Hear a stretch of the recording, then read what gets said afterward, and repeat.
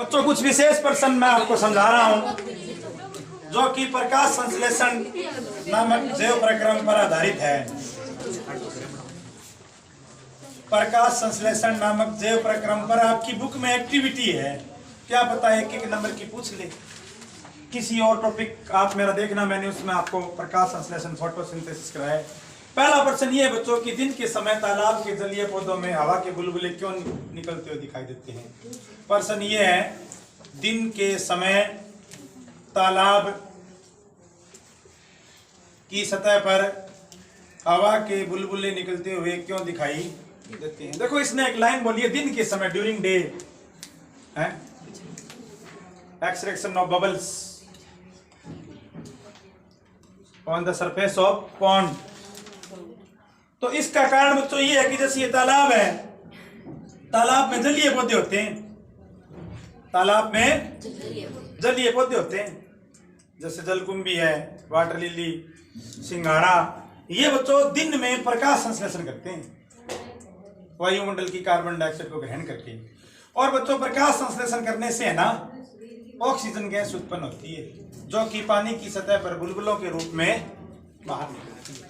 इसलिए दिन के समय बच्चों तालाब में है वो बुलबुले निकलते हुए दिखाई देते हैं। दिन के समय तालाब में जो जलीय पौधे होते हैं वो वायुमंडल की कार्बन डाइऑक्साइड गैस को ग्रहण कर वायुमंडल की कार्बन डाइऑक्साइड गैस को ग्रहण कर प्रकाश संश्लेषण की क्रिया करते हैं। और आप जानते हो प्रकाश संश्लेषण में मुख्य गैस है वो ऑक्सीजन निकलती है। तो जलीय पौधे हैं बच्चों वो दिन में सतह से ऑक्सीजन गैस को है वो बाहर निकालते रहते हैं। इस कारण बच्चों जो पानी की सतह है उस पर बुलबुले टूटते हुए दिखाई देते हैं।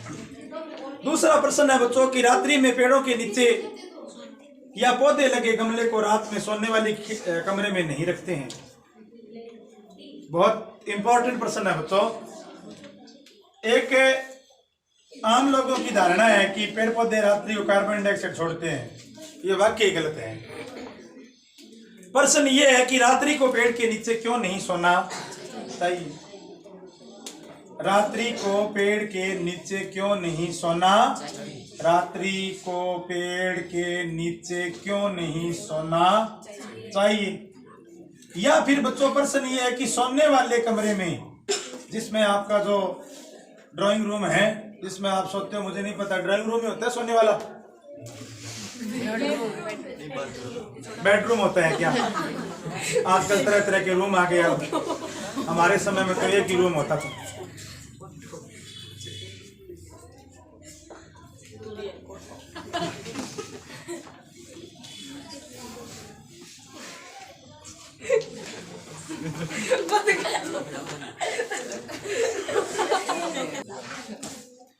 या बच्चों दूसरा प्रश्न ये है कि रात्रि में, पहला तो ये हो गया रात्रि में पेड़ों के नीचे क्यों नहीं सोना चाहिए। दूसरा प्रश्न ये है बच्चों कि जिस भी रूम में आप सोते हो, मुझे सब पता है कौन सा रूम क्या होता है, लेकिन मैं मजाक करने के लिए बता रहा हूं।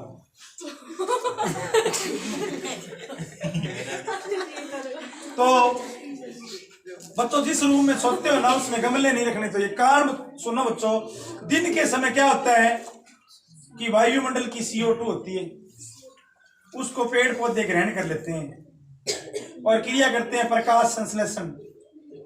प्रकाश संश्लेषण जिसको बोलते हैं फोटोसिंथेसिस। और बदले में बच्चों ऑक्सीजन गैस है वो छोड़ देते हैं। पेड़ पौधे भी बच्चों शोषण करते हैं तो भी वो CO2 छोड़ते हैं। दिन के समय पेड़ पौधों में दोनों जैव प्रक्रम चलते हैं, प्रकाश संश्लेषण भी चलता है और शोषण भी चलता है। बच्चों आपको मैंने कभी बताया होगा कि शोषण तो जीवन भर चलने वाली प्रक्रिया है जो कभी समाप्त नहीं होगी। जब शोषण समाप्त हो गया तो जीवन ही समाप्त हो जाएगा। तो ये तो हमें याद रखना है भी पेड़ पौधों में दिन हो या रात हो, शोषण है वो लगातार होता रहेगा। शोषण के बारे में कोई संशय नहीं है।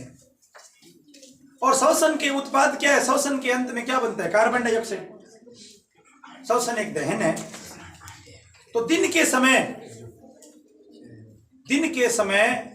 CO2 का पेड़ पौधे यूज कर लेते हैं, और हमें इस बात की चिंता नहीं करनी चाहिए भी पेड़ पौधों के आसपास CO2 होगी, क्योंकि दिन के समय तो पेड़ पौधे प्रकाश संश्लेषण करेंगे सूर्य के प्रकाश की उपस्थिति में। रात्रि में ये परिस्थिति बच्चों उल्टा होती है। सुनो, रात्रि में क्या होता है, पेड़ पौधे खुद भी श्वसन करते हैं, तो उनके नीचे CO2 वैसे भी हो जाएगी, और हम भी बच्चों श्वसन करते हैं, तो हमारी CO2 भी पेड़ पौधों के आसपास जाएगी। कहने का मतलब पेड़ पौधों के आसपास से एक दीवार की तुलना में CO2 की मात्रा ज्यादा हो जाएगी। क्यों हो जाएगी? क्योंकि पेड़ पौधे डबल सहन कर रहे हैं ना, हमारी CO2 भी ले रहे हैं और साथ में खुद भी श्वसन कर रहे हैं। तो इस कारण से बच्चों रात्रि में पेड़ पौधों के नीचे CO2 की सांद्रता बढ़ जाती है, और CO2 की प्रकृति बच्चों एक जहरीली है, अम्लीय प्रकृति है इसकी, इसलिए बच्चों इसे दम घुट सकता है। इसलिए कहते हैं कि रात्रि में पेड़ के नीचे नहीं सोना चाहिए। बच्चों को डराने के लिए ये भी बोलते हैं कि इस पेड़ के नीचे भूत है, रात को सोना मत। ये बुजुर्गों ने बात इसलिए बोली है भी कोई बच्चा जानबूझकर पेड़ के नीचे ना सो जाए, ताकि वो CO2 के चक्कर में ना आ जाए। नहीं तो बच्चों कार्बन डाइऑक्साइड के कारण है ना, तो उसका दम घुट सकता है। ये प्रश्न, अगला विशेष प्रश्न है बच्चों कि पौधे के क्लोरोफिल रहित भागों में भी मंड पाया जाता है क्या? सुनो, तीसरा प्रश्न है यह है कि पौधे के जो क्लोरोफिल रहित भाग है, मतलब जिन भागों में क्लोरोफिल नहीं होता है, क्या वहां भी मंड या ग्लूकोज पाया जाता है? क्लोरोफिल मतलब पर्णहरित रहित भागों में क्या मंड या ग्लूकोज पाया जाता है? तो बच्चों वहां मंड या ग्लूकोज जरूर पाया जाता है। सुनो, कारण है वहां बनता नहीं है। ये बात सत्य है कि वहां पर मंड या ग्लूकोज बनता नहीं है, लेकिन बच्चों बनने के बाद तो फ्लोएम द्वारा प्रत्येक भागों में पहुंचा दिया जाता है। तो इसका प्रश्न होगा यस।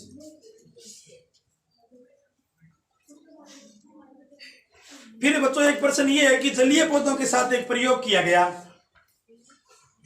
ये ध्यान से समझा रहा हूं।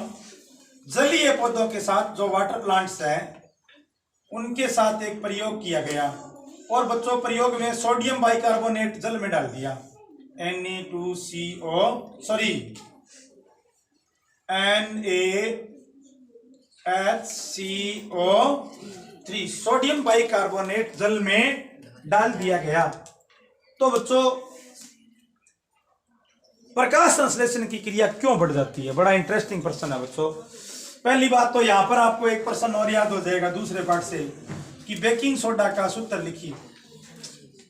बेकिंग है सोडा, तो बेकिंग सोडा होता है सोडियम बाई मतलब H। जहां भी बाई आएगा साइंस में वहां क्या आएगा? H। जहां भी थायो आएगा थायो, वहां S आएगा। दो चीजें याद रखो, साइंस में जहां भी बाई आएगा वहां पर H आएगा। Sodium by carbonate, sodium by carbonate, sodium by carbonate, sodium by carbonate. ये किसका सूत्र है? Baking soda. किसका सूत्र है ये? सोडियम और कार्बोनेट के बीच में कौन है? बाई। सोडियम बाई कार्बोनेट डालने पर प्रकाश संश्लेषण क्यों बढ़ जाता है? क्योंकि बच्चों ये जो बाई है ना, सुनो ध्यान से, ये बाई आपको याद रहेगा। ऐसे मैंने एक तरीका बनाया है, सोडियम बाई कार्बोनेट में बाई ने कार्बन डाइऑक्साइड ले रखा है, साथ में क्या ले रखा है? Carbon dioxide. जैसे ही बच्चों ये बाई को आप जल में डालोगे, जैसे ही बाई को जल में डालोगे, बाई जल में घुल जाएगी और बाई बना देगी कार्बन डाइऑक्साइड। और बच्चों जैसे ही जल में कार्बन डाइऑक्साइड बन जाएगा, प्रकाश संश्लेषण की दर है वो बढ़ जाएगी, क्योंकि प्रकाश संश्लेषण में कार्बन डाइऑक्साइड गैस का उपयोग किया जाता है। तो ये बच्चों कुछ विशेष प्रश्न थे जो प्रकाश संश्लेषण से संबंधित है। और भी प्रश्न है बच्चों कि मनुष्य में हीमोग्लोबिन कितना होता है? मनुष्य में मानव की बात करें बच्चों तो 12 से 15% होता है। मानव में नर में हीमोग्लोबिन 12% से लेकर 15% तक के बीच में होता है, और बच्चों पुरुषों में सॉरी महिलाओं का हीमोग्लोबिन स्तर है वो पुरुषों से थोड़ा कम होता है? महिलाओं का या लड़कियों का हीमोग्लोबिन स्तर है वो पुरुषों से थोड़ा कम होता है। गाय भैंस में बच्चों, गाय में 11 से 17 होता है। गाय में 11 से 17। और बच्चों अपने बात करें भैंस की, तो भैंस में 12, एक ज्यादा लिख देना यहाँ, एक ज्यादा, 12 से 18% तक है वो हीमोग्लोबिन का स्तर है वो पाया जाता है।